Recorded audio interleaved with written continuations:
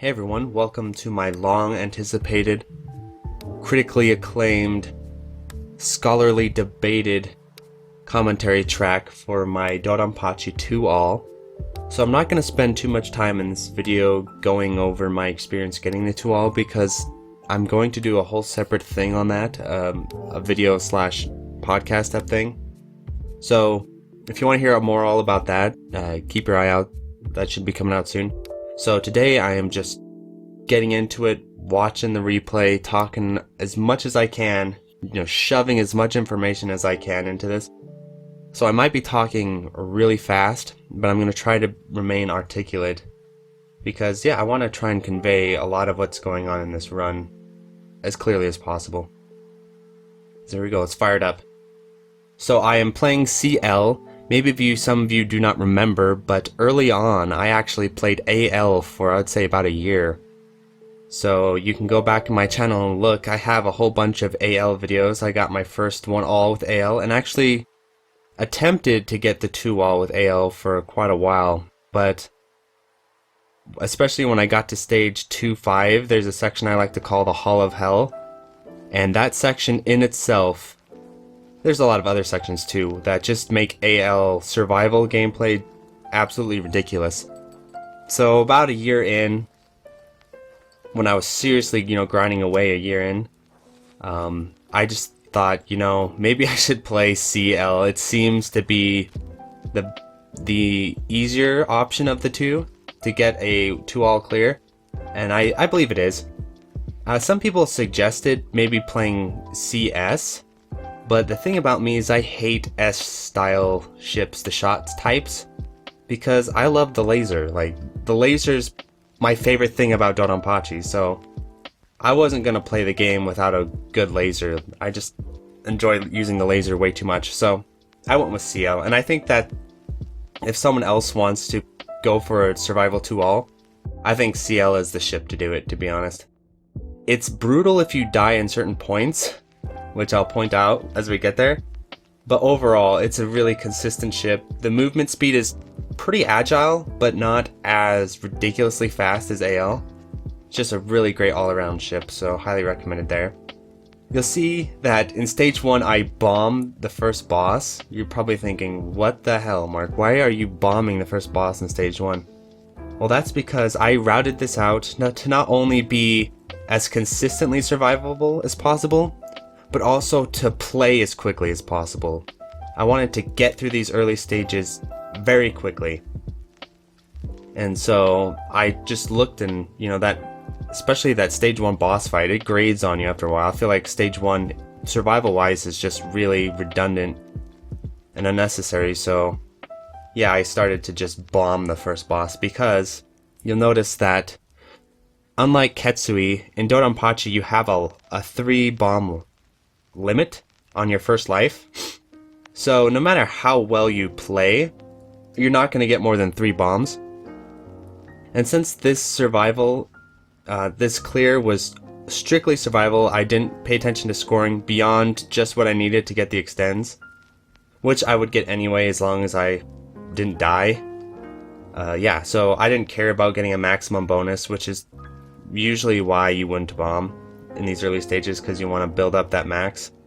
But since I wasn't worrying about that, I've just found places to bomb where it just made the early stages really consistent, go by quickly and be easy. So when I was playing this game, about the midway through my journey, about a year and a half in, I ran up against kind of a crisis of what I wanted to do with this run, where I was starting to think maybe I should chain these first stages and try and play for a score a little bit more in the first loop, just so that when I finally get the 2 all, it'll be a little more meaningful because I won't have such a low scoring 2 all. But I thought about it more and more, and then I spent, I'd say, a month or 2 learning the routing and chaining for the first loop. And then I just came to the decision, look, when I play for score, I'll play for score. Right now I'm trying to get this 2 all, and I'm just spending way too much time worrying about scoring in the first loop. It's slowing me down. because I wanted to just get the 2 all survival wise and then one day return to Dodonpachi to play for score, because the funny thing about this game is if you're playing strictly for score, clearing hibachi at the end really is not that important unless you're god tier player that has a bunch of extends you can cash out. But most players, whether or not they kill hibachi, they probably are down to just a few extends anyway, and so it's not going to make as massive of a difference to your score as you'd think. So ironically, survival gameplay in Dodonpachi is not that well rewarded, which I think I prove with my 2-all. My 2-all, I would say, is a pretty amazing achievement for like a non-super player type person. But Dodonpachi gives me a score lower than just a very average first loop score, so I think that's pretty hilarious how the scoring in this game works. And it shows that survival and scoring do not go together at all. It doesn't matter. So with that revelation, I thought, fuck it. What I'll do is I'll just play the first stages with my second loop route. So I'll route them out like they're the second loop. That way I'm practicing my second loop straps constantly, even though they're not that necessary, as you can see in these stages. Like, well, they're helpful because your survival rate is incredibly high because you're using optimal survival routes in a very easy, comparatively stage, so there's almost very little danger of dying. So it makes the first 3 stages kind of a formality and more of like a block of time, you know, it's just like a loading screen you gotta get through. But I did find that flying the second loop routes in the first loop stages helped me when I got into the second loop because just my instincts were there. Whereas when I was trying to play, you know, loop 1, optimizing, chaining, doing that stuff, I'd get to the second loop and completely forget what my routes were, or I'd miss out on a lot of the minutia. So again, that's another piece of advice I would have, is if you're playing strictly for survival of a cave game, and I don't know anyone on Earth who does this other than me, tries to get 2-alls just survival-wise, I would actually say might be worthwhile to learn the route of the second loop and then just use that in the first loop, because that way you're just consistently practicing those routes all the time. And I think it really helped me. I think that was another, I guess you could say, secret to my success a little bit. Again, if you're a super player and you're listening to this and you're watching this, you're probably thinking, what is this guy doing? But if you're an average Joe just trying to get a cave 2-all, which I think is a very small demographic, but you might be out there. Yeah, I found that was a very useful meta strategy I used, where all my loop 1 is just my loop 2 routes, and I just practice them in loop 1. And it did help at times, because it helped me, like, because, you know, bullet speeds are slower, the enemy formations are less cruel, so it did kind of help me spot things a little bit. So here we go, now the game sort of starts, stage 4. I feel like, okay, when you're first learning the game, the first loop is hard, but when you get to about a year and a half in, like I did, the first loop kind of becomes a formality up to the end of this stage. I'll show you the point where even in the first loop, you kind of have to be careful. It's right about here, I would say, honestly. I used to really struggle in stage 4 comparatively, but it's so interesting how just some small adjustments can make insane amounts of difference with your consistency, where, like, you look at my vids, well, you can't because Twitch deleted them, and I wasn't gonna back up hundreds and hundreds of videos, but I'm sure there's some records of them out there, you know, on my channel or somewhere in my Twitch highlights or whatever, from a year ago, where really my routing of loop 1 is not that different to, like, the normal eye, but there's just these small adjustments that make huge differences. For instance, I'll point one out here. So that ship right there on the left that I just killed, that thing gave me so much trouble for a really long time, because it took forever for me to kill, and then I wouldn't be in position to kill these things and fight the tanks and all that. and I figured out what I needed to do to speed kill it. What I needed to do, ironically, is not attack it, but hang out to the right and kill those tanks because they were blocking my attacks when the ship was vulnerable. So when the ship first spawns on screen, you don't seem to do much damage to it, if any at all. So I'm just sitting there wasting damage because it's not doing anything, where I could be using that time to destroy the tanks. This was really important in loop 2, so I'll point it out in loop 2. So let's get to the boss glitch. The boss glitch is necessary if you want to 2-all this game. You've got to learn this, got to do it. It is necessary. So what my strategy is, I do it a little different than all the other people you see, is that you can see in the bottom left there, I start and I just place my thruster on that little insignia in the middle, on the right side of it, and then I let that attack. It's almost a safe spot to sit there, except you have to just tap dodge just a little bit on one of the bullets, and then from there you just point blank it. You get the health down to a certain point. I think it's right before the H. Yeah, like right before the H on the high, and then you don't attack, and then that's how you get the glitch. There wasn't really a lot of guides for a lot of this stuff that I learned. You just had to reverse engineer it from videos, and some of them were pretty easy to reverse engineer, like the boss glitch, but a lot of my strategies you'll see with the bosses, that's why I'm going to probably do an updated boss guide video, are pretty different actually from pretty much everyone else, because I developed my own strategies that I thought were very consistent, but they didn't give you a lot of hits and stuff. Like when you watch WTN or someone like that do these boss fights, not only are they trying to be consistent, but they're also trying to maximize their score with lots of hits. But in order to do that, they have to do, I would say, some more risky strategies than what I do. So for the people out there who think, you know, maybe my videos might not be that useful because I have such a low score, that's true if you're going for like a crazy score. But even if you're going for a mediocre score, I feel like my boss strategies are probably going to be pretty useful, unless you really are trying to maximize all your hits and stuff like that. So this is the Hall of Hell, that's what I've deemed it. The hardest part of the game in the second loop, I would say, besides like Hibachi or something, but the hardest part of any stage. What Cave was thinking when they made this hell must have been absolutely masochistic. Or sadistic, actually, not masochistic. I think what it was, my theory is that they saw the turrets in Garega on stage 6, and they're like, no, we can get more troll than those turrets. Let's make a section where you're getting constantly flanked and then bunkers blast the shit out of you. Yeah, I've spent hundreds of hours on the Hall of Hell, even loop 1 Hall of Hell, which I got more consistent at the end here.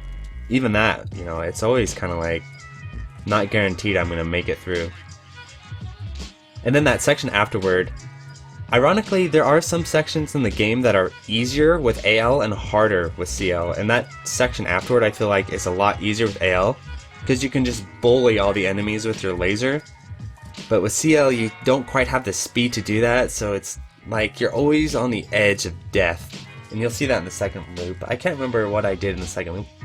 So this right here where I get up here and dodge these, I've never seen anyone else do this. I made this up when I was a scrub, like a complete scrub, but I kept it because what it does is it damages the ship a lot in the early phase, so that when you go up in the safe spot here, you never have to worry about dismounting, which is the part that kills everyone, is the part where you dismount here. But if you point blank it up at the start, like I do, you never have to worry about that. You can just sit up here, point blank it, and you're guaranteed to get the kill with one bomb. I did learn some bombless strats. I can defeat that boss without using a bomb, but I decided that in the loop 1, if I can make it consistent, I'm going to make it really consistent. So I can no miss, no bomb loop 1. Even the Hall of Hell, I can do that. But again, it's like, okay, one bomb is what I'm saving. And is that really worth the risk that I'm implementing in these strategies? I thought no. So my goal was to have a very, very consistent loop 1, which I think I got at the end. It's funny because some of the people watching my stream, I went through like a month or a few weeks where I was playing like shit just overall. And so I'd actually start to do pretty poorly in loop 1. But I think it was just burnout, where I just played the game so much for so long that I was just becoming really automated and kind of defeated, where you know what I mean? I just felt defeated, so I was playing like shit for like a month because of that. But before that point, I was like no miss, no bombing loop 1 a lot, and then I had that month where I could barely make the loop for a few runs, just because I was playing so shitty. And then I kind of rebounded, and then I think I no miss, no bombed, I would say about 70% of the time. I routed out that it would be possible for me to get the 2-all if I died in the first loop, but I knew realistically the run that would actually be the run that did it would be one where I carry my first life really, really far, because I found with Dodonpachi especially, the first life is everything. That first life is worth like 8 lives. It's so important because it's the life where you can just play your game and play your route, and the second you die, you have a whole new meta game that emerges called to bomb or not to bomb, because Dodonpachi is kind of mean about this, where I feel like the DOJ players actually have it better than they think in some ways, where DOJ you get 1 bomb or 2 bombs after you die or whatever, but the game kind of like drip feeds you hypers, and hypers can like save your ass a lot of the time. Dodonpachi doesn't do that. Dodonpachi gives you all your money up front. It gives you all your lunch money. It says, okay, make this lunch money last for a year. And that's harder than having like your hypers just slowly handed out to you, because if you die, it's huge. So when you get into loop 2 and you're sitting on all these bombs, it becomes like this mind game the game's playing with you of, okay, are you ballsy enough to try and get through these sections without bombing? Or are you going to be a little bitch and bomb? But if you, and it's like, I know like, again, if you're playing for 6 mil or whatever, you don't have to play 600 million. You don't have to play this game because you have to keep those bombs you can't bomb. But if you're playing for survival and you can bomb, it becomes this question of, should I not? Yeah, it's a mess. But as long as you, so I found that as long as I kept my first life, I played way better. So the first life was everything. The further I could push that, the further I could carry it, I know would greatly increase my chances. So here's the hardest part of the first loop. So many hours dodging this attack. Jamers and all the other super players do this very differently than how I do it.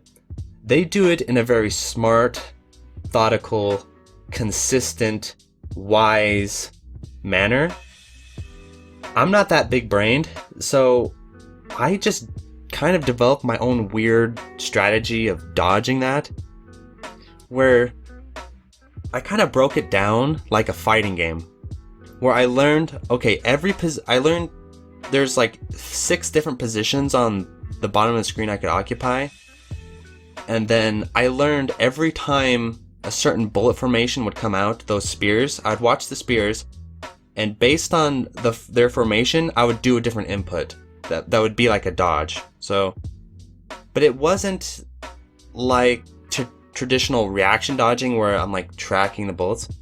I kind of broke it down scientifically of, okay, if I'm in this position and they shoot this spear formation, I dodge this way. And if they shoot this spear formation, I dodge this way. I found that when I'm playing well, it was consistent. As you saw, I made it through there just fine. Especially at the end there, I really honed it in. But it was probably unnecessarily complicated.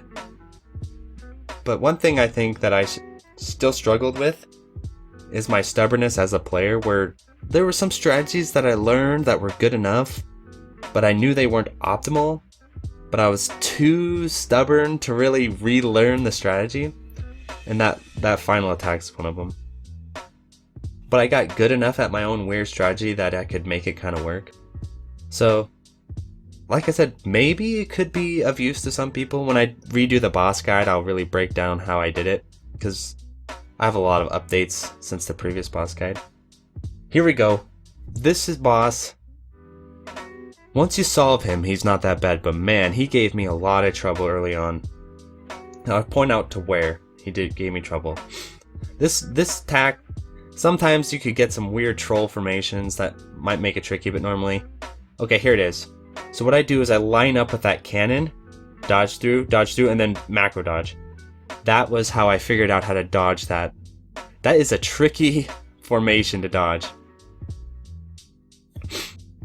But yeah, that's how I did it, figured that out, and then made it through.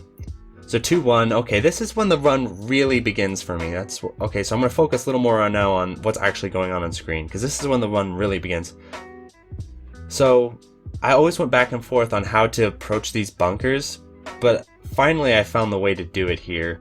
Kill the tank, pull right, pull left, go up, stay up there, and then down, tap dodge. That's how to do it. Same with this section here. So you kill that tank, but you can't kill him too early, otherwise another one will spawn and snipe you. Here, you move up, tap dodge. That, again, when you have it solved, this shit looks pretty simple. You're like, this stage looks simple. But trust me, if I was off on any of my timings just a little bit, the game would look nuts, because it would start to just fire shit at you in all kinds of weird directions and stuff. That's the story of Loop 2, where if you're in position, it doesn't look too bad, but if you're out of position or just a second, the game will murder you without remorse. It will kill you, and it will laugh in your face. And I had a huge problem with this for months, where, yeah, this safe spot's awesome, thank God. For months where I would play so well, I'd do so good, then I'd get to 2-3, 2-4, 2-5, and I would insta-die like 3 times in a row. I'd die, get flustered, a minute later I'm dead, another 30 seconds I'm dead, run over. Like, it could happen that fast. You could play so well, so consistently, for half an hour. You're thinking, and then you're playing, you're like, I'm doing it, this could be it, this could be the 2-all. And then you start to get nervous, and you start to think, okay, I could see it happening, I'm visualizing it. 1 death, okay, be cool, it's okay, be cool. 1 minute later, 2 deaths, runs over. Play it out in shame. Happens so many times. I think a lot of people tuning into my stream, like, okay, maybe not, but I felt like some of the people tuning into my stream felt like I had less of a chance than I actually did, because I decided about the last year that I would play out all my second loop runs. I'd play them all out. So sometimes it would look like when I got to Hibachi, it looked like, Mark, you have no chance of ever doing this. But that's because I was playing out an unwinnable run, where I knew in stage 2-3, it's over. But rather than resetting, I would play it out, because I felt like playing out those runs helped me cope with my nerves and helped me kind of gain a little more confidence in some ways. And I suggest that. Again, I've only got this 1 2-all, so I'm not a 2-all master. So maybe, I don't know how valid a lot of the strategies I used are. But for me, I felt like when I got to a certain point where I knew theoretically I could get the clear, like theory-wise I could do it, I decided to start playing out all my second loop runs. Like if I died in the first loop, fuck it, I'd reset it. Or if I died twice in the first loop, I'd reset it. But all my second loop runs, I decided to play them all out, no matter how hopeless they looked. And some of them did. So I'm still sitting on my first life, 2-3, that's good. I made it through that mid-boss. 2-3 mid-boss, that's kind of the kill point of all my runs. Like, even when I'm playing well, just because that mid-boss is so random and troll, it's just a gamble. Will those bullets hit you? Will they not? You don't know. You just get in position and hope they don't. At least for me. I know that when I talked to Prometheus, it sounded like he had some way of in his genius mind to dodge that consistently. I save stated and practiced it. I never could find a consistent method other than I found some screen positions that were generally gave you sort of a chance, but you never knew. So here we go. This section here is not too bad. It's very similar to loop 1, except right here, based on luck, you could get some nasty patterns. I think a lot of people underestimate that how randomy Dodonpachi actually is. Because if you're WTN, if you're probably even like, you know, most Western super players, a lot of its randomness is totally under control. But if you're just average Joe and it starts throwing random ass patterns at you every single time, like there's a certain amount of error that comes, and 2-3 has that. Okay, 2-3 boss. I can beat this guy without dying, but man, I gotta be playing on point to do it, because 2-3 boss is the hardest second loop boss, other than, you know, the end boss. Because there's no tricks, really. You just gotta dodge all its bullshit. And yeah. So I died there. I just took the checkmate. Just bomb his ass out. The last month or two, I came to a decision that certain sections, no matter what RNG I got, no matter how well I thought I was playing, I would just bomb them out. I would cash out. I would not gamble, because at the end, the individual bombs are not really worth that much compared to the life. The life is worth so much more, because theoretically, a life isn't worth that much more than a bomb, you know, like in the second loop, because it's not like I'm gonna build up more bombs or anything, just the way my route works. But like the mental armor that an extra life gives you is invaluable. So yeah, like I always play my best when I've got no freaking bombs and I've got nothing to lose. That's when I always play my best.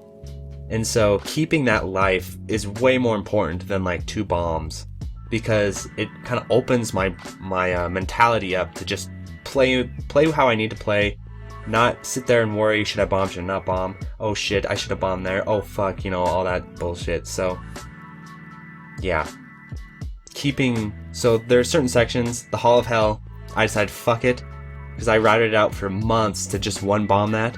I said fuck it, if I have 4 bombs, I'm fucking bombing 4 times, I don't give a shit. Fuck that section.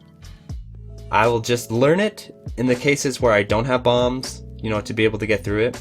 But in the cases that I do, I'm just gonna bomb it out, I don't care. Because I can get through the rest of the stage without bombs. So, and again, 2-3 boss is one of those, is what I'm getting at here. 2-3, if I had bombs, I'm gonna bomb the shit out of that boss, I don't care. It's worth it. So even though I died in 2-3, mentally in my head I thought, okay, that was like a planned death, because just, you know, the way the game's made, it's so hard to beat that boss without a bomb. So it was a victory just to get there without dying. So in my head, I had to think these things as I'm playing. I had to hype myself up a lot as I'm playing. Dodonpachi is extremely mental game. Way more mental than I think people would think. It's not just like, oh, go to your spots, kill stuff, you're all good. Like, the game fucks with your head. That's how it's designed. So the whole time I'm having to like coach myself as I'm playing. Like, I have to make these own little rules, like, okay, you can die in 2-3, that's totally fine. So it doesn't count. Like, don't worry about it. Just play your game. Like, you can fuck up 1 more time. You got 1 more fuck up, so just keep playing. I was so relieved after the glitch. So the 2-4 boss glitch, I talked to Jamers about it. He feels that it's easier than loop 1, and he uses a different strategy than me, so maybe his loop 1 boss glitch is trickier because he's probably maxing for more points than I am. But for me, man, the loop 1 is a lot easier than loop 2, just because that last dodge you have to do at the end there, no matter how I routed it out, it is always a little bit of a scramble. So this is what is funny. So Dodonpachi, technically you can take a little water break because you can glitch the boss. So what am I doing here? I'm hopping on Discord and I'm messaging, like I have my phone in my hand, I'm not like changing the computer or anything. I have my phone in my hand, I'm like messaging everyone on Discord, I'm like, I'm doing really fucking good, this could be it, like, this could be it. And you're thinking like, oh, that must be like a big deal. But what you guys don't know is like I did that with a lot of runs. So I'm sure a lot of the people who were friends with me on Discord were kind of like, okay, Mark, you do this to me like every single day. Like every day you go on and be like, okay, this could be it, this could be it. And all of them except this one this run ended tragically. But when I'm doing that, like, I don't know why I did that, to be honest. Like I kind of thought maybe some people would tune in to the stream and watch, but I mean, when you do that like 100 times, you suspect at some point people are just gonna be like, no, fuck you, I'm not doing that this time. But it's just kind of like an announcement. Like I'm not like getting in I'm not being annoying about it, I don't think. But it's just like an announcement, like, hey, this could be it, this could be it. So here we go. I made it through the Hall of Hell. No, I haven't made it there yet. Okay, so I'm sitting on one bomb here. So theoretically, I can get through the Hall of Hell on one bomb. I routed it out.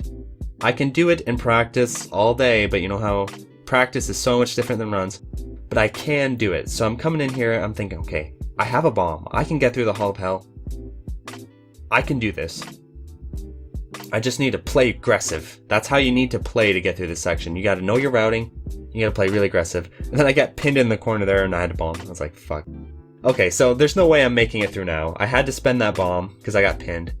So I was thinking, okay, I gotta think positive here. What I will do is I will try to live as long as possible, to be as obnoxious as possible, so that I can die right at the end, so that when I respawn, I can respawn in an optimal position. So here it is. I made it way further than I should have, based on my shitty routing. But I respawned, bam, that bomb was necessary. Again, this was one of those sections where I can get through this without bombing. I can do it. But is the risk worth it? I decided no, fuck that. It's one bomb that really won't matter as much in the scope of things. Whereas losing this life is absolutely devastating, so I just bombed. And I stand by that decision because I don't know, like, I kind of look at this run like the butterfly effect, where even though there are clearly mistakes in it, I wouldn't change anything because I feel like some of those mistakes in their own weird ways help me get the clear, because they put me in just the right situation, right? It's like, this is literally one run in, I don't know how many, at least hundreds. I want to say 1,000, but that might be exaggerating. But at least in like 500, because I know I've done at least about that many attempts. Maybe a grand, I'm not sure. I lost track long ago, but yeah, but the way I look at this run is, I could replicate it, but it would probably be another 300 attempts or something, right? I wouldn't just turn around and do it. I felt like though I could do it again, but it'd be like another 2 or 3 months of grinding runs out, so I'm happy I frickin' got it. So that boss is amazingly, beautifully easy if you have a bomb. Same thing as in Loop 1, except there's a safe spot. Once you learn how to kind of manipulate the safe spot, it's easy. The hard part is if you don't have a bomb, you have to get up in that, you have to get up on that cockpit, which I learned to do, and I have on a few runs. On my other run, I think that came the closest, where I got rammed by Hibachi. I think on that one I cleared that boss without a bomb, if I remember right. But they blend together. I have so many goddamn runs in this game. They all blend together. I can't distinguish any of them except this one. So here we go. We're playing well. So going back through my mentality here, I was thinking, okay, I didn't know how to feel, honestly, because I'd been in this position so many times before where, yeah, I could get it. I could, like, looking at the ship count, like, I had runs like this, a few of them before, where I had the ship count to do it, but I just fucked up somewhere, and I fucked up hard. And so this whole time I'm playing, I feel like this was the run because I was in a different state of mind when I was playing. It's hard to explain because a few months before I had this defeatist set mindset where I was like, I'm just gonna go through the motions. I'm not gonna try and think about the game too much. I'm just gonna go through the motions and try not to think or feel. Try to be like a robot. And that didn't really work for me very well. I felt like maybe some players it really works, but for me, I need to like psych myself up. What I have to do is I have to get myself really psyched up, and I have to feel extremely confident. I have to feel like Dodonpachi is my bitch, and I'm gonna own this game. Like, that's how I have to feel when I play well. So here, I just tried to like hit a button in my head to think, okay, because I've done literally hundreds of hours of save state practice on this stage, and I'd even done save state practice of stage 6 into Hibachi, into the final boss, into the kill. So I had done this exact scenario at least 100 times and pulled it off. So I tried to just flip a switch in my brain. It's like, okay, now you're just playing that save state you've played a bajillion times. You're just playing the save state. This is just a save state. This isn't a run. You're just playing a save state. That's what I kept trying to tell myself. Like, okay, this isn't a run. This isn't a run.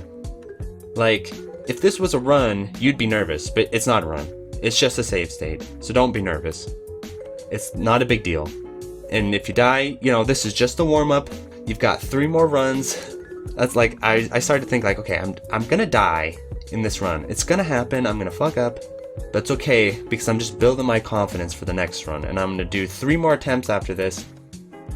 And then tomorrow I'll do 4 more attempts. Like, this is what I'm trying to like think about. I'm trying to make this as like non-important as possible in my brain. I'm not trying to, because so many times before I've been thinking like, this is it, you can do it. And then I would get nervous and then I'd fuck up. So in my brain, I'm like coaching myself the whole time. Like, this is just save state. This isn't a run. What are you talking about? This ain't a run. And you're going to do 4 more runs. You're getting really optimal. It's not going to be a big deal. There's a new Tyler, the Creator album. You can just listen to that. You can just find some music you can listen to. Like, I'm trying to, like, just deflect what's going on in my brain. And I feel like as I'm fighting this boss, like, this is one of my better fights of this boss in a run. Because, like, I wasn't thinking about it. Because this boss fight is like the ultimate mental part, because you have to bomb and it's challenging, but it's also like, it's not random-y, so it's like, okay, you could theoretically not bomb a lot of these patterns, but when you get nervous in a run, you do. It's like, it fucks with your head. That boss really fucks with your head, more so than Hibachi, more so than the Big B, because there's always like that tension. Okay, should I boss? Should I not bomb? I need these bombs. Now it's for real. So, okay, here we go into Hibachi. I look up at the ship count. I'm kind of down. I actually need about 3 bombs right now to make this a viable run in my brain. Like a viable, okay, you have to clear run. So, I'm coming into Big B and I'm thinking, okay, I'm kind of short on resources. It's still possible to get this clear. It is still possible. But in order for that to happen, I just need to play out of my fucking brain. I need to go ham. I need to be just a badass here. I cannot, I can't get scared. It's not gonna happen. Like, I can't safety bomb. I can't do any of that. I have to just play best ever, basically. And see, that's why I'm saying, I'm not sure if I came into this fight with more resources, I'm not sure if I would have actually got the clear, because I might not have had that same mentality. I might have actually had more of a scared mentality, like, oh shit, I can't do this. I mean, I could do this, but I can't mess up. Oh, and I like freak myself out. But since I came into this with no choice but to play like a badass, it's like, Mark, I've tested this in save states a billion times. In order to get this goddamn clear, I need to just play the best ever. I have no choice. It's not in my hands. It's in God's hands now. I have to just play like a machine. I have to just play perfectly. Otherwise, I'm not getting the clear. So, fuck it. Just play perfectly. You have no choice. So, I feel like in a lot of ways, this Hibachi fight is like a work of art, because I feel like, who's playing this game right now? I know I am, but it's like, I was playing it like it's just a save state. I don't know if I could replicate that state of mind, to be honest. Not for a while. Maybe now that I've gotten it clear, I might feel a little more confident now. It's like, okay, I've done this before. But why not, even right now, as I'm playing, like, the clear feels like it's on the moon. It feels so far away from reality. It feels like there's always that last, because I'd made it this far so many times. It's not like I hadn't. I made it this far not hundreds, but like dozens of times at least. I've made it this far in this situation many times, and it just never works out because Hibachi's an asshole and he'll fuck you up. So, okay, I'll have to do like a better commentary of like what I'm actually doing, because when I do the boss guide, I'll revert back to this, okay, and like analyze exactly what I'm doing. Because there's a whole meta strategy of how I fight Hibachi that's very different from everyone else. So here we go into the final attack. And I think I do something a little bit swaggy. I may have already missed it. Okay, here it is. Look. No, okay, I missed it. There's one point in the final attack where I bombed and then dodged a power-up on purpose, just because those power-ups cause additional lag. So look at my bomb count. Look at his health. It's over, right? I'm thinking that as I'm playing. Like, I wasn't sitting there thinking like, I was thinking like, I could do this. I could actually kill him because I've done it in practice so many times. But what I'm actually thinking as I'm playing is, okay, I don't want to post another fucking one where it doesn't look like I have a chance. I want to post one where this bitch has like a sliver of health, so that when I post it on Discord, people will say, whoa, you were so close. Because what's happening lately is I was posting ones and people were like, you're close, but you're not that close, dude. Like, you're not that close. So my goal, that whole final attack, was I didn't sincerely believe I could get the kill until like the last 10 seconds. So the whole time I'm just like, I'm gonna fucking whittle this guy down to the tiniest sliver of health, so that when I die, I can post it on Discord and people will say, whoa, you were so close, and like, believe in me a little bit, because I felt like I'd kind of gotten to the point where, people were getting so numb to my attempts, because I don't blame them. It's like heartbreaker after heartbreaker, close run after close run, over and over and over. Is Mark actually going to get the clear? Is he actually going to beat Hibachi? Even I was like, I don't know. I thought I'd just play this game for like 3 years until I got it, or I quit shmups altogether. Like, I just couldn't. I envisioned the 2-all so many times. Like, I would sit down and meditate and think about that 2-all and think about, like, in my mind, picture the moment of beating Hibachi. Like, I swear to God, it felt more impossible than anything else in my life, which is silly because I've had a lot of impossible situations in my life, but for whatever reason, this damn video game fucked with me so much that getting that clear was like impossible to me. Like, I knew I could do it. I believed in myself. It's like, you can fucking do this. You can get the clear. You can beat this fucking game. But at the same time, like, it felt in my brain so far off from reality that I had to just picture it in my brain over and over. I had to picture beating Hibachi. Picture that final source screen. I'm telling you right now, after I beat him, I popped off, but then I couldn't believe it. I was like, oh my God, I fucking did it. Like, I couldn't believe it. It was like a relief in a really weird way, because I felt like I had to do it, because I talked about it so much, I'd gone on about it so much, so many people were like like hoping I would. I didn't want to bitch out and not do it. But at the same time, it was like, how long is this gonna go on? How long? Because I'll go into this a little bit more in my other video, but it was like an ungodly amount of hours I put into this game. Like, for shmup super players, it's like, you know, it's just the nature of the beast. But think about this a little more objectively. Think about this as a person who got into the genre seriously about 3 years ago. Okay? Think about that. And here I am playing this game for hundreds and hundreds of hours. No real purpose to it. Like, in fighting games, yeah, I did that in fighting games, but like, there's so many more, like, outside the game reasons to do that. Like, it was a social thing. I got to hang out with my friends. I actually won a little bit of money. People, you know, like, I gained a little prestige in like in a community of players.